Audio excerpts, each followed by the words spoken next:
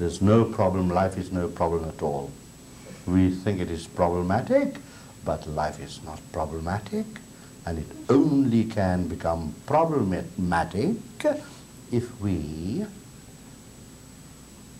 think it is problematic. And what right have you got to say life is problematic? Who is judging life's problems?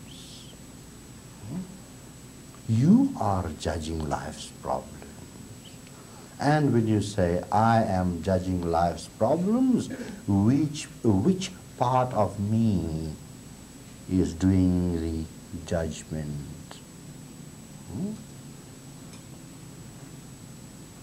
The higher level of your mind? No. Because at that superconscious level, there's no problem.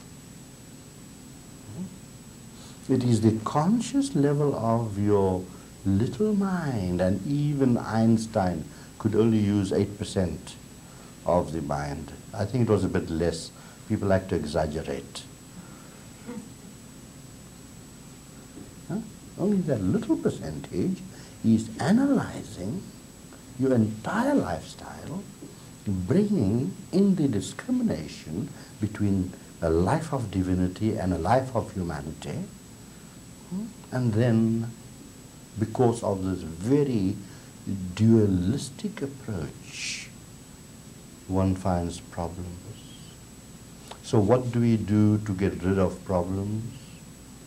We go to the approach, we go to a monistic approach. That I and my Father are one.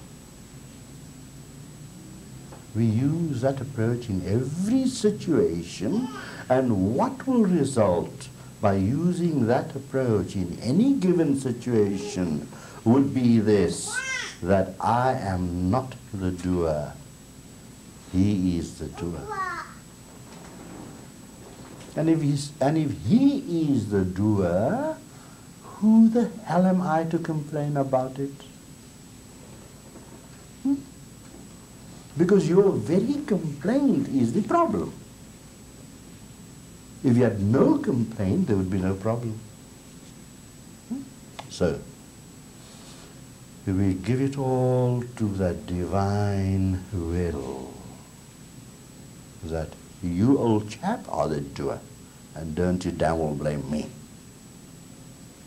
Because you control every movement of mine.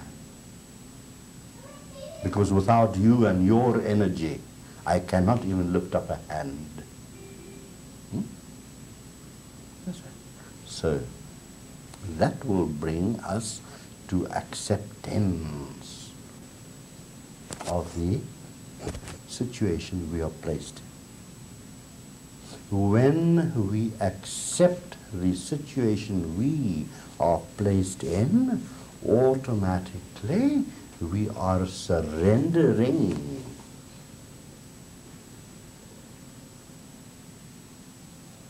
We are surrendering not only ourselves, but also surrendering what the mind thought was a problem. And once you surrender the problem, how can there be any problem left? You've thrown it out of the window. All right. So, I am not the doer, He is the doer. Because He is the doer, I accept the circumstance I am in.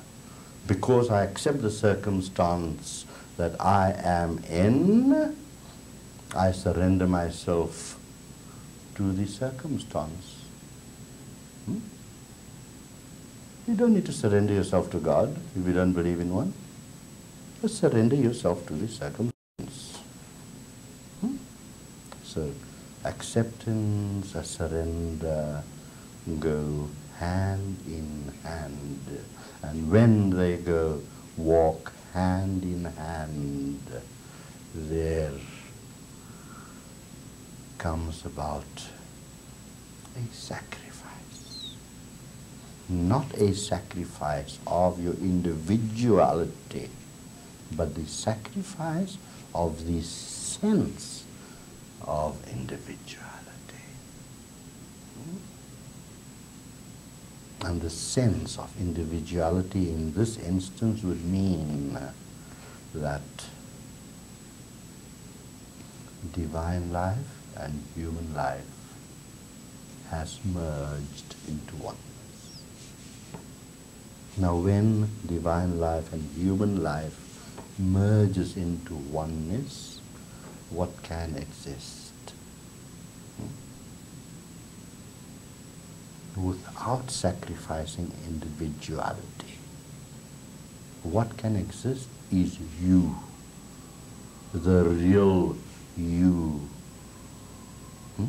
in which divinity is merged. You don't go and merge into divinity. You wouldn't know where to find him in the first place. But create the circumstance where he merges into you. And that's why I've said so many times, over and over again, take one step towards God and he takes 10 steps towards you. He is the one that is forever seeking you. And you bluff yourself by saying, I am seeking God. You're not. You can only water the plant, but you cannot make the plant grow. So you do your bit. Water the garden, that's all. And leave it all to divine will. With what do you water the garden of life? It was very little, really. It was very little. You don't need a whole ocean to water that little garden patch which you call your little life. A couple of buckets of love. That's all. That's all. Love filled with sincerity. Love filled with honesty. A feeling when you look into your beloved's eyes, you melt away. And you really feel that deep love. And this very feeling has nothing to do with emotionalism. This feeling must become yourself, the totality of yourself, which does not create a feeling, but you become the feeling. But what do you feel? You feel love. And it so is.